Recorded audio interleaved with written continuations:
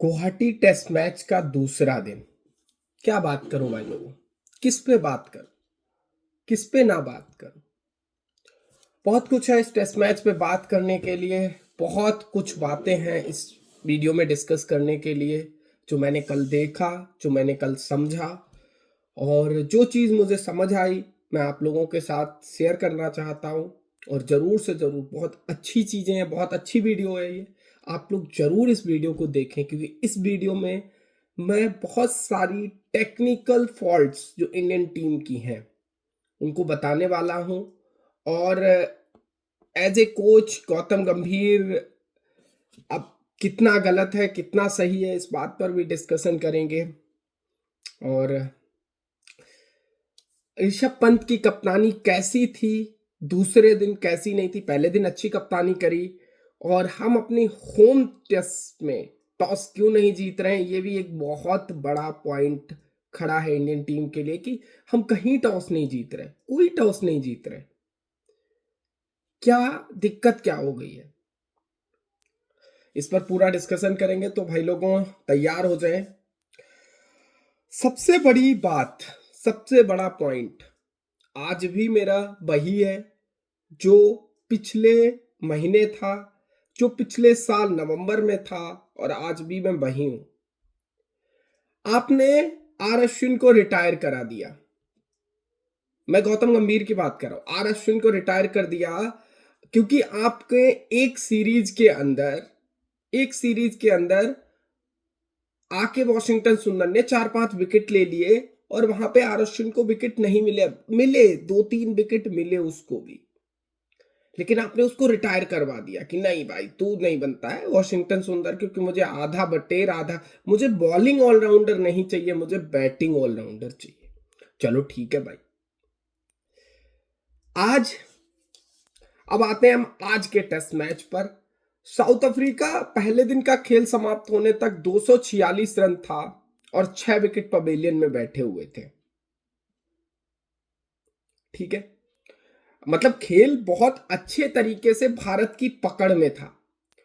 मैं या और कोई जितने भी दर्शक हैं वो सोच रहे थे कि हाँ 300 के अंदर या 350 तक साउथ अफ्रीका को निपटा लेंगे, उसके बाद हम खेलेंगे 1-1.5 सेशन, अच्छे रन होंगे, मतलब एक टेस्ट मैच बैलेंस कंडीशन में आके खड़ा हो जाएगा। इंडिया साउथ अफ्रीका कोई भी जीत सकता है।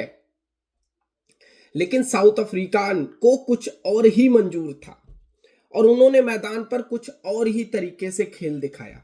उन्होंने भारत की बॉलिंग को ऐसा फील कराया जैसे जिम्बाब्वे की बॉलिंग हो, जैसे नीदरलैंड की बॉलिंग हो। नीदरलैंड से भी तो नीदरलैंड भी से जीते, जैसे बांग्लादेश के कंगलुओं की बॉलिंग। यार वो भी अपने घर में यार विकेट ले लेते हैं। हम लोग विकेट के लिए तरसते रहे भाई।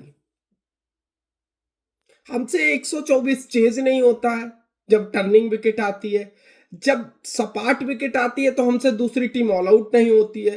दिक्कत कहां है? एक बात मैं बोलना चाहूंगा विराट कोहली के लिए। थैंक्स विराट कोहली, यार बहुत बड़ा थैंक यू देना चाहता हूं कि यार कितनी खुशियां दी उस बंदे ने। होम टेस्ट सीरीज हो चाहे अवे टेस्ट सीरीज हो, मतलब अब क्या है यार, टेस्ट मैच देखने की एक जो जुनून जगाया था विराट ने वो अब खत्म होता जा रहा है। जब आप देखो कितनी गंदी कप्तानी हो रही है, जब वो छक्के पे छक्के मार रहा है, 7 छक्के मार के चला गया भाई मार्को यानसन। 7 छक्के, लिटरली 93 एंड 91 बॉल्स में ट्रेविस टुल्ले से भी ऊपर खेल गया। 6 चौके 7 छक्के।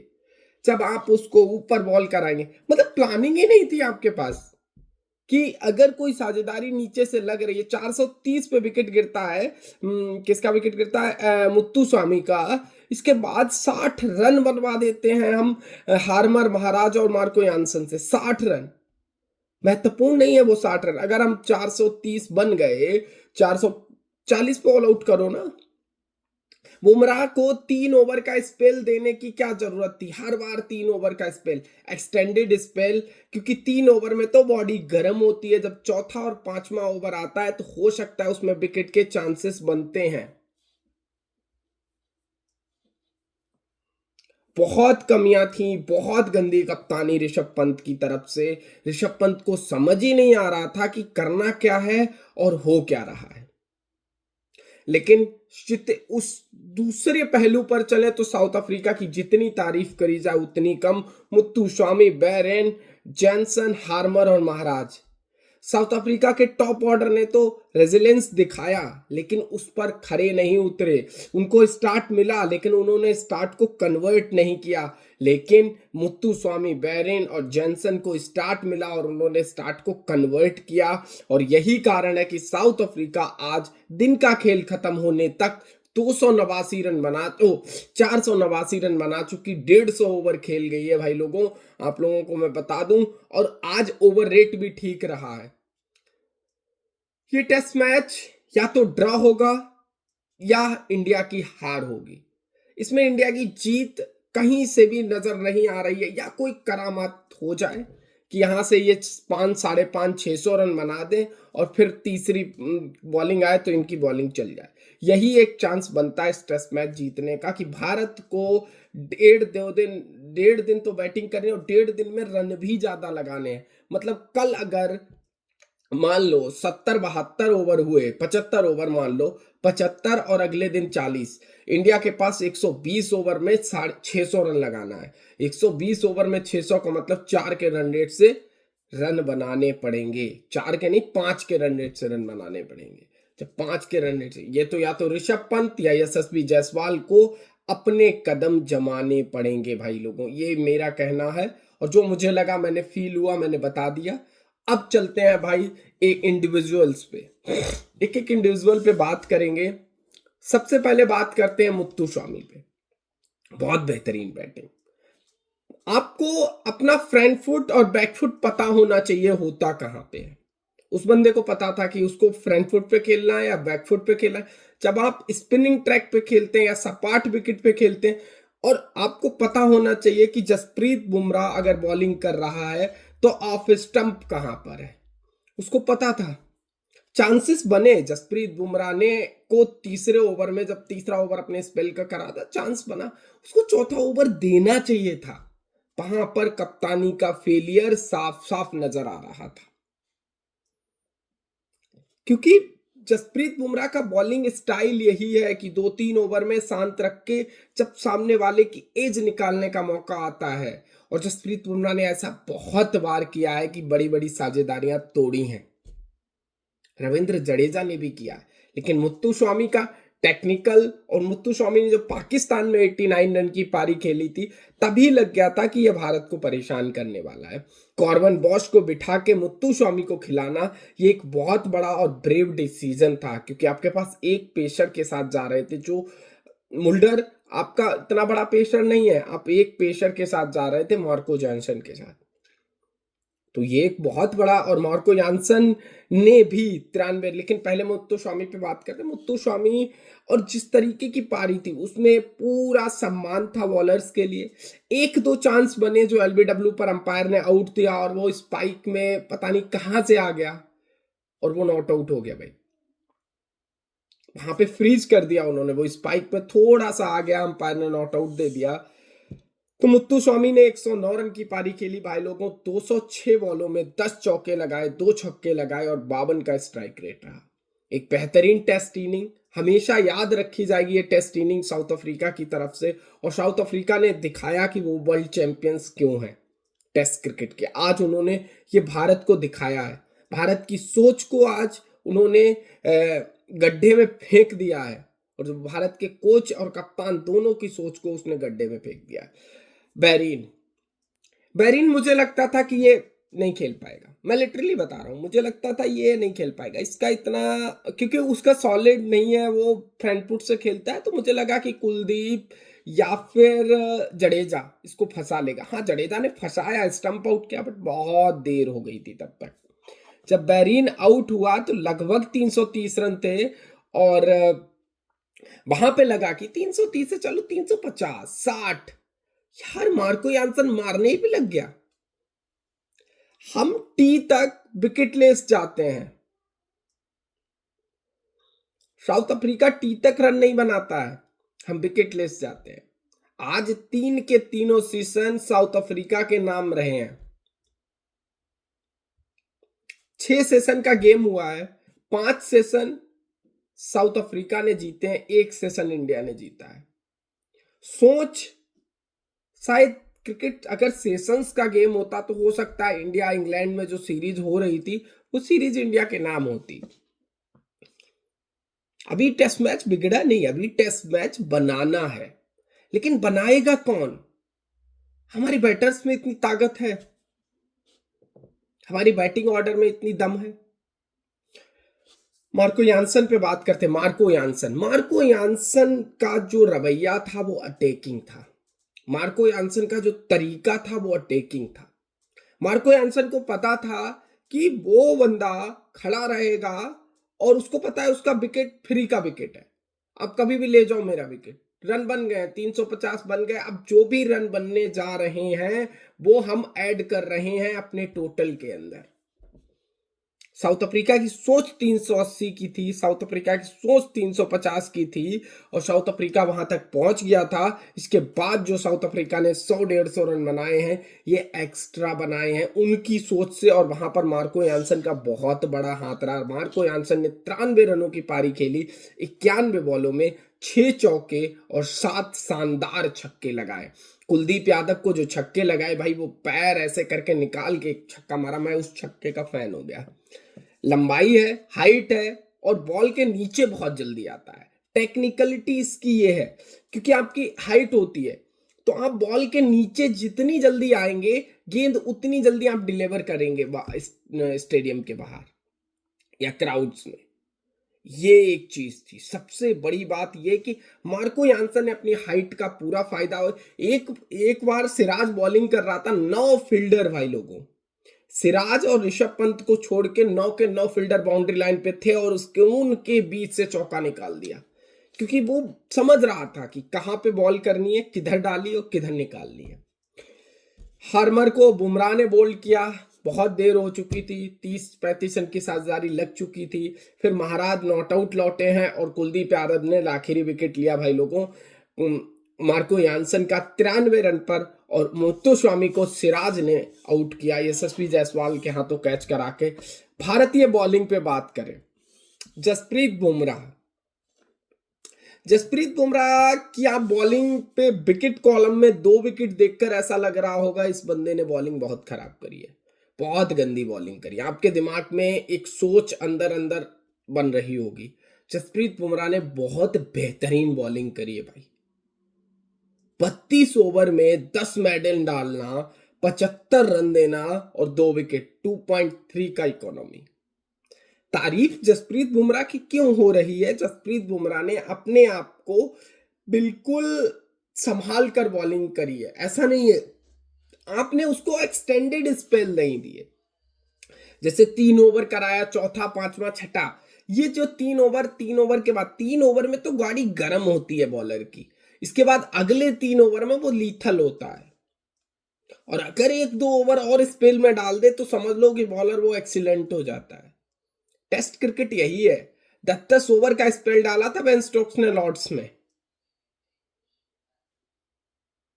अगर आपकी बॉडी टेस्ट क्रिकेट खेलने के लिए अलाउ नहीं करती, मत खेलो टेस्ट क्रिकेट।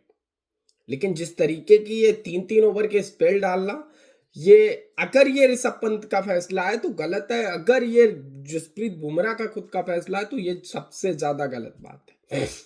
सिराज, मेहनत भगा लो, मेहनत करा लो, लेकिन बॉल 30 ओवर में 180 बॉलें, जिनमें 75 बॉलें ही लाइन लेंथ पे पड़ती हैं।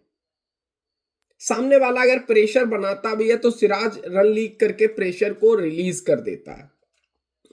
30 ओवर में 106 run, 2 wicket. Nitish Kumar Reddy 6 over 25 run. अब मुझे एक चीज समझाए कोई, प्लीज यार, आप लोग समझाओ मुझे कि यार अगर आपको नीतीश कुमार रेड्डी से बॉलिंग नहीं करानी है तो वहां पर स्पेशलिस्ट बैट्समैन क्यों नहीं खिला सकते? क्यों क्यों हम नंबर 8 पे बैटिंग चाहिए? विराट कोहली को देखो यार, मैं विराट कोहली बार बार वीडियो में विराट कोहली की बात नहीं लाना चाहता, लेकिन क्या होता है कि कभी कभी आ जाती है।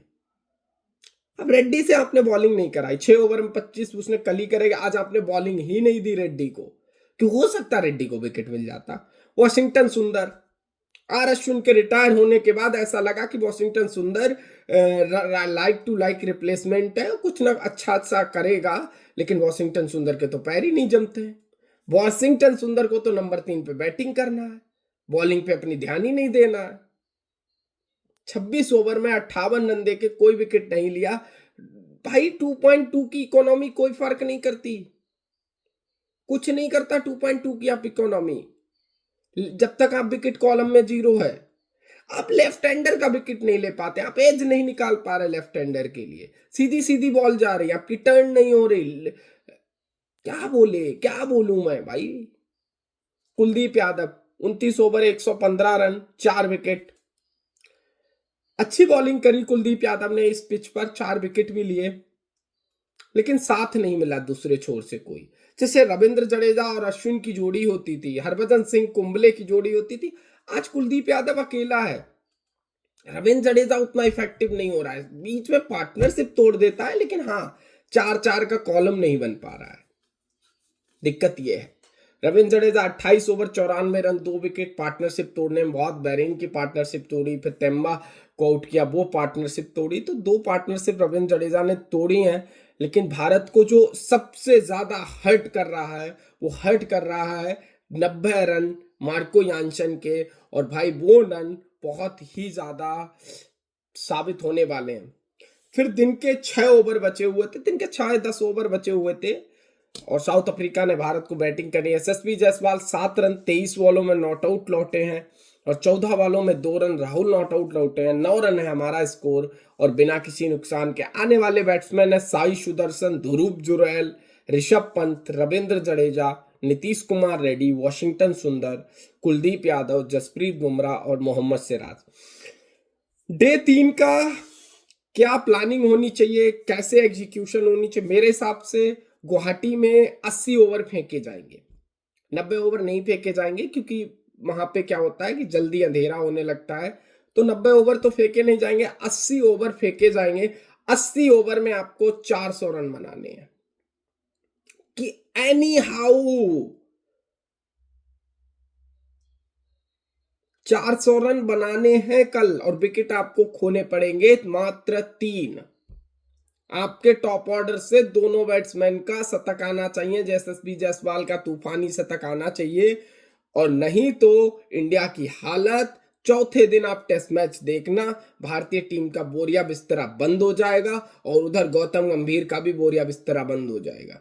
और गौतम गंभीर की पूरी सांसें इस समय ऋषभ पंत, यशस्वी जायसवाल, रविंद्र जडेजा, ध्रुव जुरैल, केएल राहुल, साई सुदर्शन, नीतीश कुमार रेड्डी और वॉशिंगटन सुंदर पे अटकी हुई है भाई लोगों। मुझे लगता है ये टेस्ट मैच इंडिया हार चुका है। वो मार्को यानसन के 90 रन बहुत ज्यादा रन है। आप 400 रन सोचो तो 500 बनाने का सोच रहा है, 500 बनाए 600 बनाओ, लेकिन ओवर आपको लेने पड़ेंगे मात्र 120, क्योंकि इसके बाद 80 ओवर अंतिम दिन के और 50-60 ओवर वहां से अगर 600 रन बनाओ, 110 रन की बढ़त होगी, और साउथ अफ्रीका को जितनी जल्दी हो सके ऑल आउट करो, मेहनत दिखाओ। अब मेहनत करनी होगी, और मेहनत से टेस्ट मैच जीता जा सकता है। बाकी डे 3 की प्लानिंग क्या इंडिया करके आएगा, क्या नहीं करके आएगा, क्या गौतम गंभीर सोच रहे होंगे, क्या ऋषभ पंत सोच रहे होंगे, और सुमन गिल जो रिलीज हो गए। भाई मुझे एक चीज नहीं समझ आती इंडियन टीम की, पैटी कमिंस स्क्वाड में नहीं था, पर्थ में बैठ के मैच देख रहा था भाई, टीम के साथ था, स्क्वाड में नहीं था लेकिन टीम के साथ। ये लड़के जो नए नए 23 24 साल के लड़के, ये घर में बैठ के क्या करते हैं जाकर के? इनको टीम के साथ नहीं रहना भाई, तुम टीम का देखो, इन्वायरमेंट देखो, चीजें देखो, आप कुछ अपने इनपुट शेयर कर सकते हो, भेज सकते हो, ये कर सकते हो, आप कैप्टन हो टीम के। एक बात सोच लो, आज से हमारी टीम को पाकिस्तान हो चुका है, अब ये डाउनफॉल आया कैसे और कैसे नहीं आया ये तो मुझे नहीं पता, लेकिन ये बहुत गंदा डाउनफॉल है इंडियन टेस्ट क्रिकेट का। पिछले 10 साल में शायद पहले होता था धोनी की कप्तानी में, राहुल द्रविड़ की कप्तानी में, धोनी की कप्तानी में भी हम नहीं हारे, राहुल द्रविड़ की कप्तानी में भी नहीं हारे, सौरभ की भी कप्तानी में हम नहीं हारे, लेकिन एक ये बहुत अनरियल डाउनफॉल है इंडियन क्रिकेट का कि हम घर में हार रहे हैं। इसका कोई जवाब नहीं मेरे पास, और सवाल जवाब होगा भी नहीं भाई लोगों, क्योंकि हम बिल्कुल टूट चुके हैं परफॉर्मेंस से भारतीय टीम की। और जब हम टूट चुके हैं तो मेरे पास कोई जवाब नहीं हो सकता। चलो, आप लोग सब्सक्राइब कर लेना भाई लोगों, और ज़्यादा से ज़्यादा वीडियो को शेयर करो, और धन्यवाद।